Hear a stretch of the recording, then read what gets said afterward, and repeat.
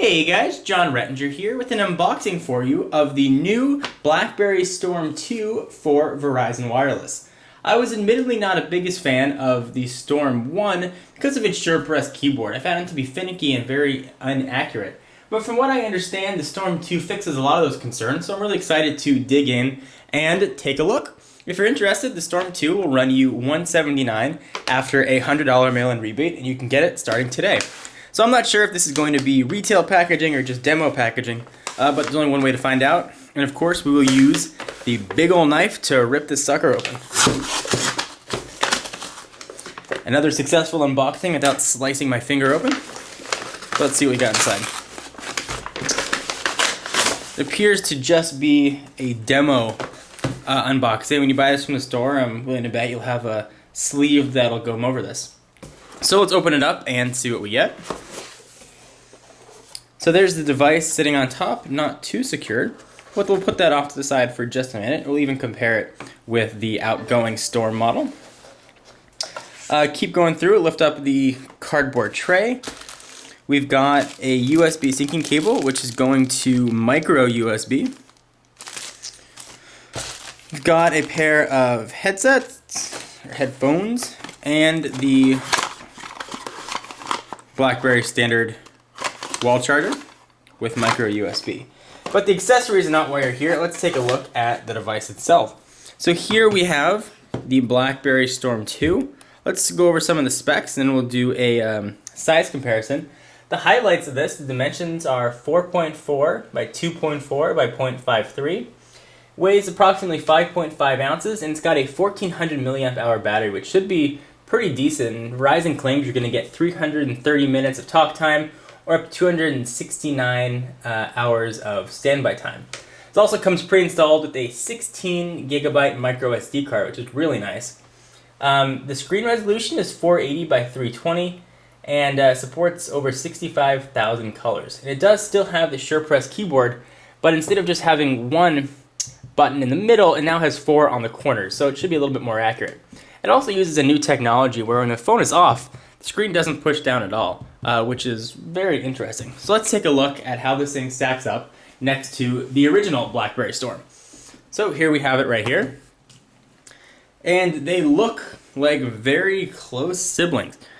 The Storm 2 has these heat-sensitive buttons, whereas the Storm 1 had these actual clicking buttons. This is turned on. You can see I can click anywhere on the screen, and you sort of get that up and down motion for clicking. With the Storm 2, I can actually not click when the screen is off, and I'll do more demonstrations of this in future videos. Let's go ahead and power it on. See if it's got a charge in it. And while the device is powering on, we'll run some, there it is. Battery's about to die on it. We'll do some comparisons with other devices. And actually, once it turns on, you can start pressing the screen. And on first blush, the screen definitely has a far less distance to travel as opposed to the first Storm. One of the big knocks on the first Storm was that if you wanted to type, you had to wait for the screen to come up before you could hit the next letter. And over time, it adds up. It appears that there's a much shorter throw on the Storm 2, so that's quite nice. So comparing it with another device you might be familiar with, here is the iPhone 3GS. You can see they definitely have a very similar slab-like interface. We'll stack the two together. Storm 2 is just a little bit thicker, but not by much.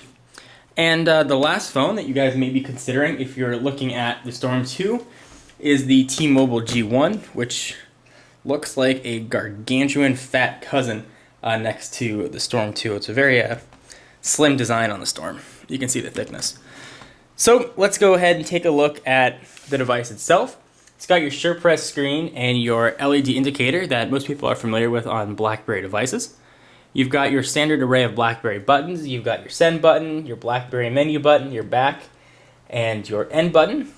On the left-hand side of the device, you've got a programmable hard button with the charging port. On the right-hand side, you've got a volume toggle up and down, and you've got another programmable hard button, 3.5 millimeter headset jack, and on top You've got your volume mute button and a lock button. And the back of it looks very different than the original Storm.